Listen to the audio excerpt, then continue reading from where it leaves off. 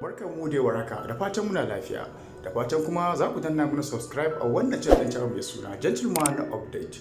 Shugaban hukumar yaƙi da rashawa a Najeriya EFCC ya musanta rahotanni da ke yawo cewa akwai rigar mama ta gwal a cikin kayan da hukumar ta ƙwace daga hannun Dizani Alison Madueke, tsohuwar ministan man fetur ta Najeriya.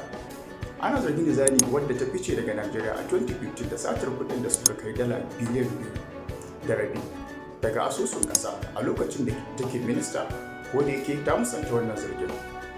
A watan Mayu ne shugaban hukumar EFCC Abdulrashid Bawa ya faɗa wa majalisar wakilai cewa darajar sarƙoƙin da awarwaro da sauran kayan ƙawa da aka kwace daga wurin Dizani Alison Madueke ya kai naira biliyan 14.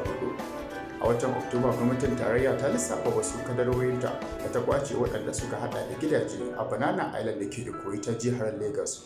Sai dai da ya bayyana a kafar talabijin ta TBC ranar Laraba, Abdulrashid Bawa ya ce labarin rigar mama ta gwal da aka ce akwai ta a cikin kayan ƙanzon kurege ne, babu wannan maganar, babu wani abu mai kama da haka, babu wani abu mai kama da rigar mama ta gwal.